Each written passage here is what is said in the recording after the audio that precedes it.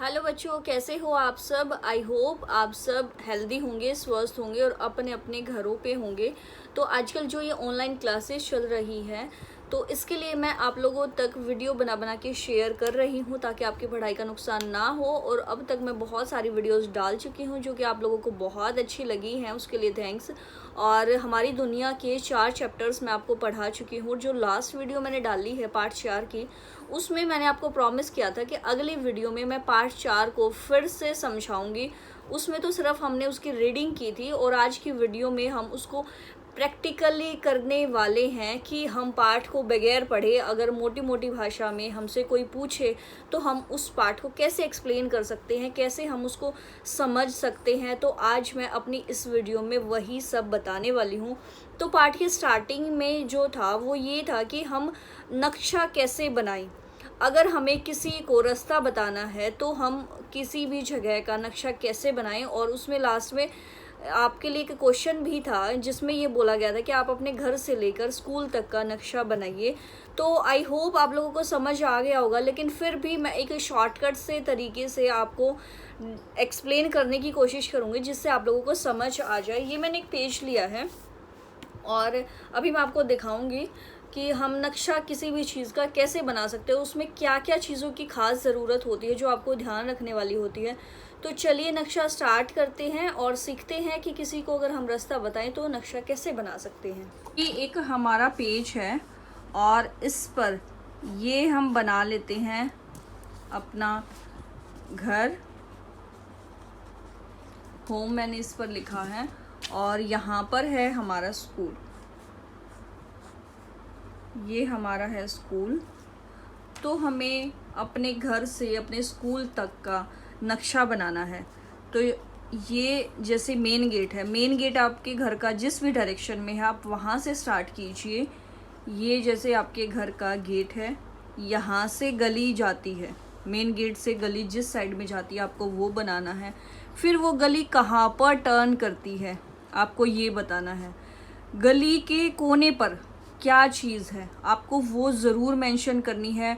अगर पार्क है, कोई शॉप है या फिर कोई भी पर्टिकुलर चीज़ है तो वो आपको लिख देनी है। उसके बाद कितना आगे जाएगी ये गली, यहाँ पर टी पॉइंट आएगा या 4 रास्ते आएंगे, चौराहा मीन्स बनेगा, तो वो भी आपको मेंशन करना। अगर 4 रास्ते निकलें तो आपको इस तरह से बनाने हैं, अगर टी पॉइंट आए तो आपको इस तरह से रास्ते बनाने हैं। एक ये हो गया, एक इधर और इधर, इस तरह से ये होता है टी पॉइंट, ये होता है 4 रास्ते, और 2 हैं तो वो 2 तो नॉर्मल बन जाएंगे सिंपली। उसके बाद ये देखना है कि रोड किस साइड जाता है। इस साइड अगर जाना है कोई रोड तो उसको इस तरह से शो कर दीजिए। और यहाँ कॉर्नर पे कोई भी, जैसे कई बार एटीएम होता है या फिर बैंक होता है या कोई खाने का आउटलेट है, फूड आउटलेट टाइप कुछ चीज़ है, तो वो लिख दीजिए। मतलब कॉर्नर जहाँ से टर्न होना है आपको वो ज़रूर मेंशन कीजिए। तो ये एक रास्ता इधर चला गया तो यानी कि आपको उधर नहीं जाना।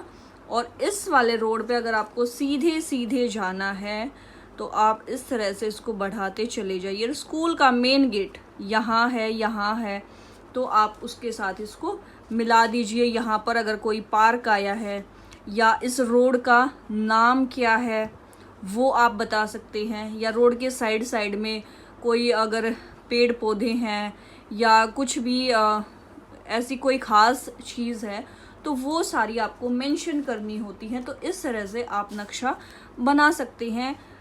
स्कूल से घर तक के बीच में जितनी मेन चीज़ें हैं आपको वो सारी लिखनी पड़ेंगी ताकि इजीली कोई भी नक्शे को देखकर आपके घर तक पहुंच जाए। तो नक्शे की बात हो चुकी है, अब हम अपने पाठ में आगे बढ़ते हैं। पाठ में आगे था अक्षांश रेखाएं और देशांतर रेखाएं। तो मैं इस बोल से आज आपको समझाऊंगी। ये बोल नीले कलर की है। हमारी जो पृथ्वी है उस पर जो हम रंग भरते हैं, कभी भी बनाते हैं तो नीला ही करते हैं, इसलिए मैंने नीली बोल ली है। और ग्लोब की तरह मैं इसको मानकर चलूँगी बोल को। और पहले हम करेंगे अक्षांश रेखाएं, उसके बाद मैं बताऊँगी देशांतर रेखाएं। तो ये देखिए बॉल में ना इस तरह से निशान है, एक तरफ है दूसरी तरफ नहीं है, तो हम मान लेते हैं कि ये दोनों साइड होता है और जैसे ग्लोब ऐसे झुका होता है तो इसी तरह से है। तो इसको हम लिख लेंगे उत्तरी ध्रुव, ऊ लिख लेंगे या पूरा लिख लेंगे, और इसके ठीक बैक साइड में लिख लेंगे द, दक्षिणी ध्रुव। ये आपको दिख रहा होगा द। अब हमें क्या करना है, इसके उत्तरी ध्रुव के दक्षिणी ध्रुव के बीचों बीच एक रेखा है, आपको ये दिखाई दे रही होगी बाई चांस, बॉल में पहले से डली हुई है ये, यानी कि इस बॉल का जॉइंट है ये। तो ठीक दोनों के बीच में एक रेखा है, उसको बोलते हैं भूमध्य रेखा। तो इसका नाम मैं लिख देती हूँ भूमध्य रेखा। और ये जो रेखा होती है ये हमारी होती है 0 डिग्री अक्षांश पर। ये देखिए मैंने यहाँ पर लिख दिया है। आप इस पाठ को इसी तरह से एक बोल लेकर ही समझेंगे तो आपको बिल्कुल अच्छे से समझ आ जाएगा, आपको पाठ को बिल्कुल भी रटने की ज़रूरत नहीं पड़ेगी। तो ये हमारी हो गई है भूमध्य रेखा। इसे विषुवत वृत्त भी कहते हैं। ये जो भूमध्य रेखा है इसकी जो लंबाई है वो है 62,255 किलोमीटर।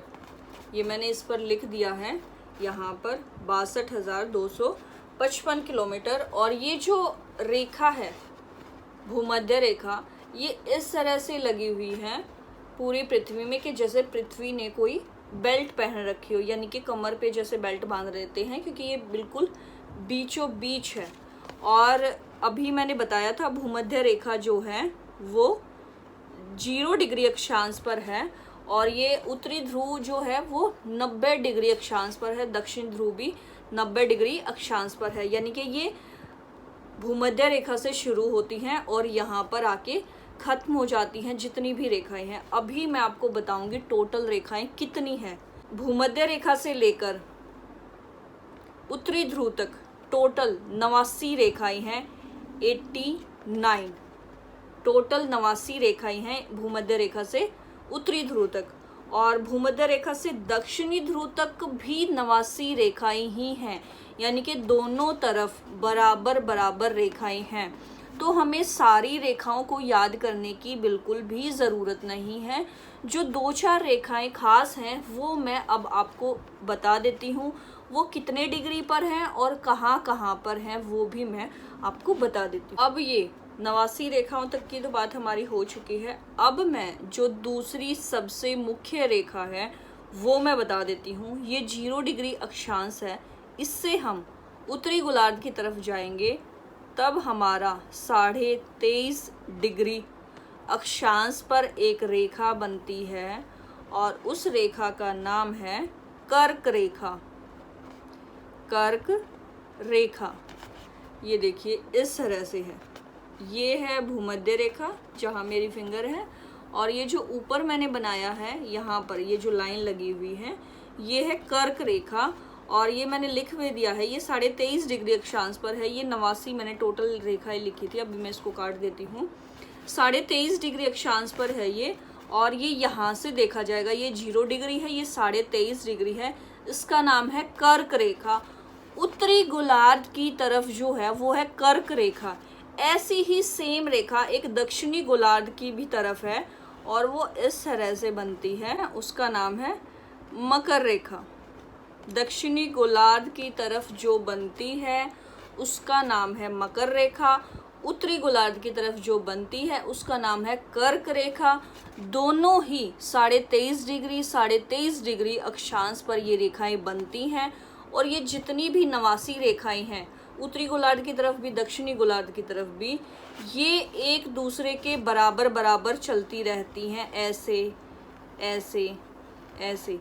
और ये कभी भी ये रेखाएं आपस में नहीं मिलती, ये ऐसे ही आगे बढ़ती चली जाती हैं और ये इस तरह से गोलाई में आती हैं। अगर मैं इनको पूरा करूं तो ये इस तरह से एक घेरा बना लेती हैं।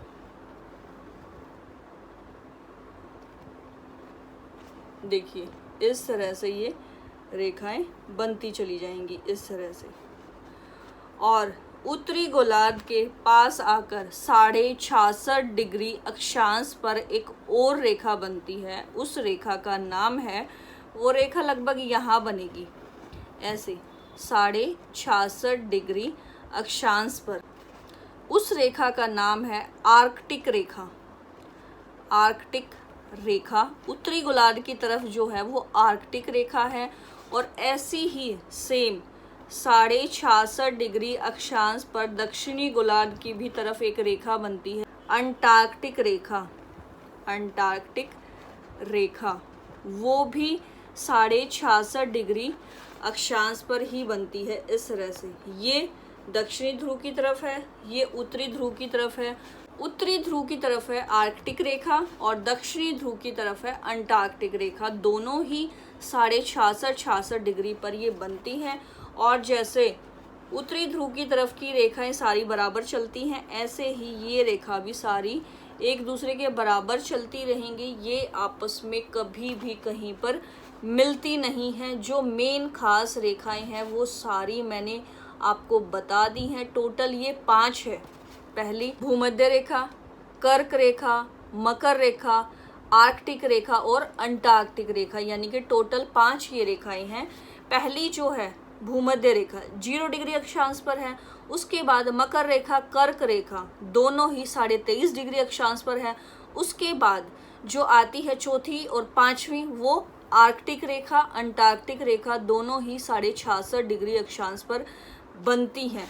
तो ये हमारी अक्षांश रेखाएं सारी पूरी हो चुकी हैं। मैंने इस बोल के माध्यम से आपको समझा दिया है। ये आपको इस तरह से दिखाई दे रही है। ये हमारी इस तरह से ग्लोब होता है, पृथ्वी होती है। अब बात आती है देशांतर रेखाओं की।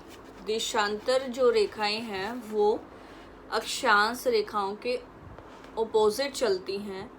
उत्तरी ध्रुव से लेकर दक्षिणी ध्रुव तक इस तरह से रेखाएं बनती हैं, यानी कि वो तो इस तरह थी और ये ऐसी खड़ी रेखाएं हैं। और इसकी जो मुख्य रेखाएं हैं वो भी 0 डिग्री अक्षांश से शुरू होती हैं।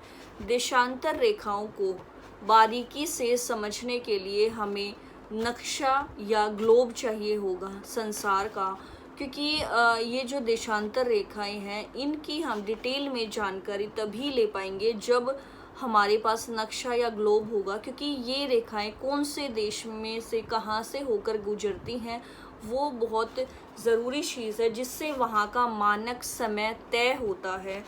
तो अभी ये बॉल प्लेन है, इसमें कोई भी देश नहीं है, तो ऐसे आपको समझ आना मुश्किल है थोड़ा सा। तो इसीलिए फिर हम देशांतर रेखाओं को डिटेल में पढ़ने के लिए हम फिर किसी वीडियो में मिलते हैं।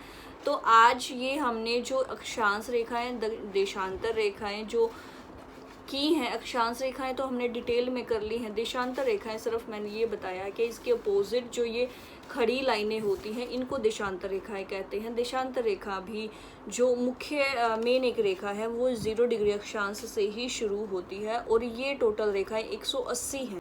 ये मुख्य मध्याह्न के पूर्व में 180 रेखाएं हैं और मुख्य मध्याह्न के पश्चिम में 180 रेखाएं हैं। तो ये इस तरह से होके गुजरती हैं, और ये जहाँ से गुजरती हैं वहाँ का मानक समय ये तय करती हैं। जो देशांतर रेखाएं हैं उनमें मैं भारत की स्थिति बता देती हूँ। भारत के मध्य प्रदेश के जबलपुर शहर के 82.5 डिग्री पूर्व मध्याह्न रेखा होकर गुजरती है, जिससे वहाँ का यानी कि भारत का मानक समय तय होता है। 80 डिग्री अक्षांश पर स्थित मुख्य मध्याह्न रेखा को अंतर्राष्ट्रीय तिथि रेखा भी कहते हैं। इन सभी रेखाओं को ग्रिड कहा जाता है, और हमारी दिल्ली जिन अक्षांश और देशांतर रेखाओं पर स्थित है वो भी हमारी किताब में दिया गया है।